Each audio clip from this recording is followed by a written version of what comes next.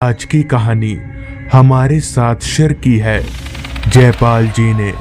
तो चलिए बढ़ते हैं आज की इस कहानी की ओर।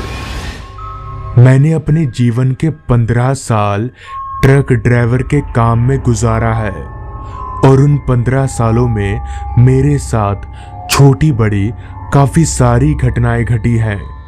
मगर उन घटनाओं में से एक घटना ऐसी थी जिसकी वजह से मुझे ट्रक ड्राइवर का काम छोड़ना पड़ा और उस घटना को आज भी याद करके मेरे रातों की नींद उड़ जाती है।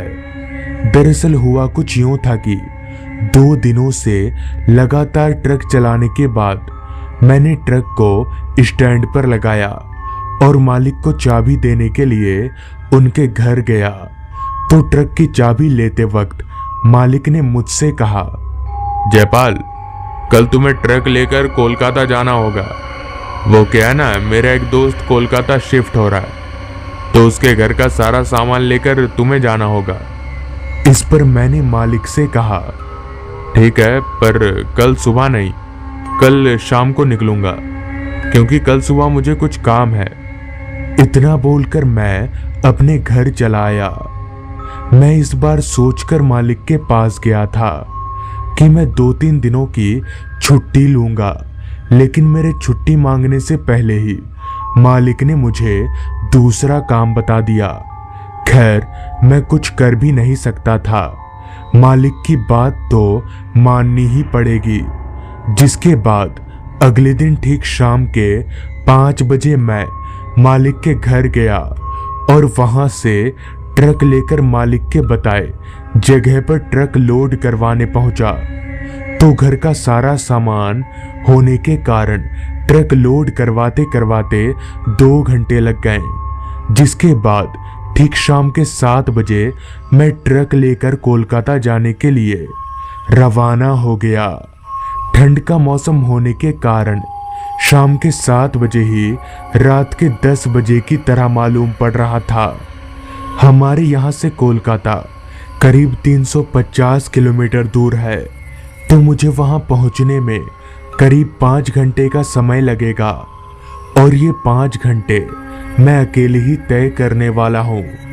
असल में मेरे पहले वाला खलासी से मालिक की 1 महीने पहले कुछ अनबन हो गई थी, जिस कारण खलासी ने 1 महीना पहले ही काम छोड़ दिया और तब से हमें कोई नया खलासी नहीं मिला, जिस वजह से मैं अकेले ही ट्रक लेकर जाया करता हूँ।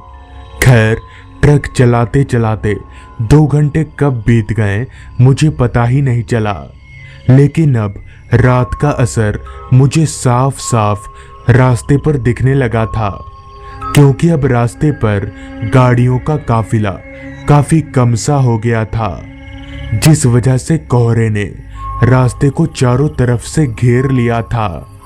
वो भी इतना घना कोहरा कि मुझे ज्यादा दूर तक कुछ भी साफ साफ दिखाई नहीं पड़ रहा था। अंधेरा तो पूरे रास्ते पर इस कदर फैला हुआ था कि मेरी हेडलाइट की रोशनी उस अंधेरे के सामने कम पड़ रही थी।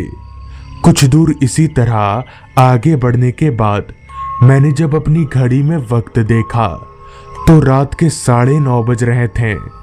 काफी देर से कुछ ना खाने के कारण अब मुझे काफी तेज भूख भी लगने लगी थी।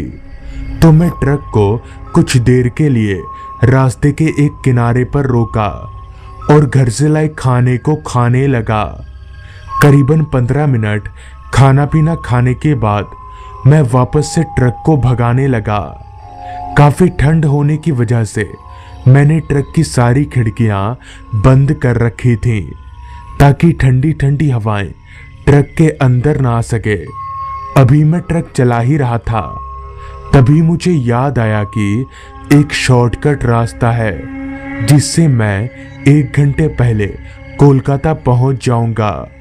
और ये सोचते ही मैंने ट्रक को उस रास्ते पर ले लिया। तो उस रास्ते पर ट्रक को लेते ही मैंने देखा कि वो रास्ता दोनों तरफ से जंगलों से घिरा हुआ है और उस रास्ते पर पहले वाले रास्ते से भी ज्यादा अंधेरा फैला है। जंगली रास्ता होने के कारण रास्ता काफी टूटा फूटा सा था। अभी मैं आगे बढ़ ही रहा था कि तभी मेरी ट्रक का टायर खड्डे में पड़कर उछला। तो ट्रक के उछलते ही मुझे एक आवाज आई, अरे ट्रक ध्यान से चला, वरना पीछे रखा सारा सामान टूट जाएगा। उस आवाज को सुनकर मैं एकदम से चौंक गया कि भला ये आवाज आई तो आई कहां से। ट्रक में तो मेरे अलावा और कोई भी नहीं है, लेकिन फिर भी मैं अपने अगल बगल अच्छी तरह से देखा तो ट्रक में मेरे अलावा और कोई भी नहीं था। खैर, मैं इसे अपने मन का वहम मानकर आगे बढ़ने लगा। करीब 10 मिनट इसी तरह से ट्रक चलाने के बाद अचानक ही मेरे नाक में बीड़ी जलने की गंध आने लगी। मगर ये कैसे हो सकता है? मैंने तो सारी खिड़कियां बंद कर रखी थी, तो बाहर से किसी भी तरह की गंध नहीं आ सकती और अंदर में मैं अकेला ही हूं, तो बीड़ी जलने की गंध आ कहां से रही है? रहते रहते बीड़ी जलने की गंध ट्रक के केबिन में इतनी फैल गई कि मुझे सांस लेने में भी दिक्कत महसूस होने लगी।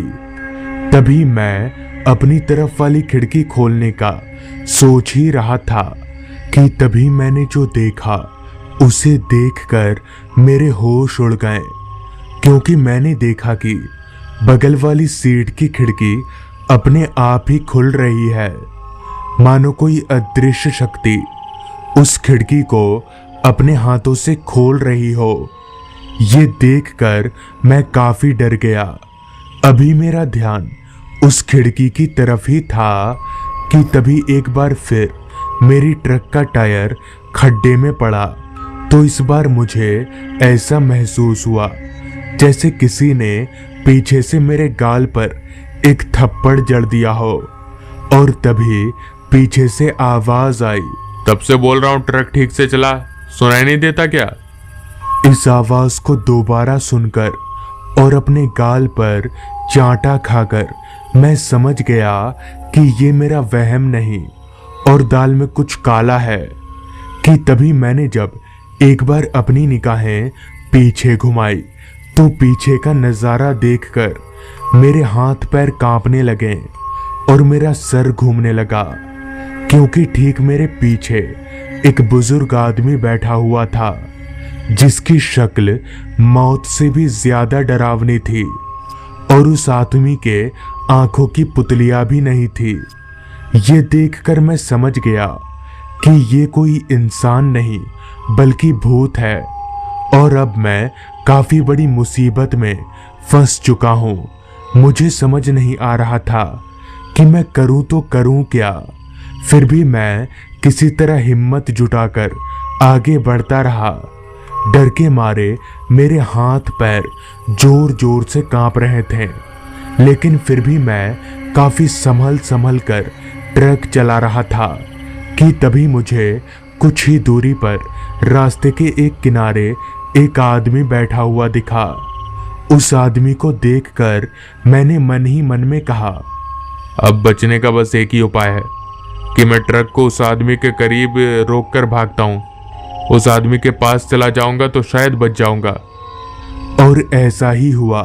मैंने ट्रक को ठीक उस आदमी के करीब रोका और ट्रक से कूदकर भागता हुआ उस आदमी के पास गया। तो मुझे इतना डरा हुआ देख उस आदमी ने कहा, क्या हुआ भाई साहब, आप इतना कांप क्यों रहे हैं? इस पर मैंने अपनी पूरी आप बीती उस आदमी को बताई। तो मेरी पूरी बात सुनने के बाद उस आदमी ने कहा, दरअसल जो सारा सामान आप अपने ट्रक में लाद कर ले जा रहे हैं ना, वो सारा सामान इसी भूत का है।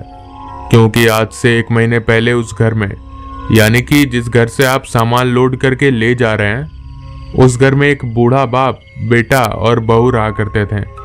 ना जाने क्यों बेटा और बाप में जमती नहीं थी, जिस कारण आए दिन उनके घर में कलेश होता रहता था। फिर एक दिन अचानक बेटा और बहू अपने बूढ़े पिता को छोड़कर चले गए। जिससे वो बूढ़ा बाप काफी सदमे में रहने लगा और आखिरकार एक दिन उस बूढ़े बाप ने भी उसी घर में खुदकुशी कर ली। ये खबर पाते ही बेटा घर आया और अपने बाप का अंतिम संस्कार करके उस घर का सारा सामान नए घर में ट्रांसफर कराने के लिए आपका ट्रक चुना। उस आदमी की ये बात को सुनकर मेरे जहन में एक सवाल ने दस्तक दी कि आखिर इस आदमी को इतना सब कैसे पता। मैं तो अपने शहर से 250 किलोमीटर दूर हूँ और वो घर भी तो मेरी ही शहर में है। इस सवाल को मैं ज्यादा देर तक अपने जहन में रख नहीं सका, जिस पर मैंने उस आदमी से पूछते हुए कहा, लेकिन इतना सब आपको कैसे पता? मेरे ये पूछते ही उस आदमी ने जो जवाब दिया, उस जवाब को सुनकर मेरा कांपता शरीर और जोर जोर से कांपने लगा, क्योंकि उस आदमी ने कहा, मैं भी एक भूत ही हूँ। 1 साल आगे इसी जगह पर ट्रक के चपेट में आकर मर गया था। इतना बोलते ही उस आदमी का पूरा शरीर एकदम से बदलने लगा और देखते ही देखते उसका पूरा शरीर कुचला हुआ नजर आने लगा। अब मैं समझ गया था कि नहीं बच पाऊंगा। फिर भी मैं हिम्मत जुटाकर वहां से भागा और भागता हुआ सीधे एक बस्ती चला गया और पूरी रात उस बस्ती में गुजारने के बाद सुबह ही अपने ट्रक के पास लौटा। तो दोस्तों, ये थी आज की कहानी। अगर आपको ये कहानी अच्छी लगी हो तो चैनल को जरूर सब्सक्राइब कर लें।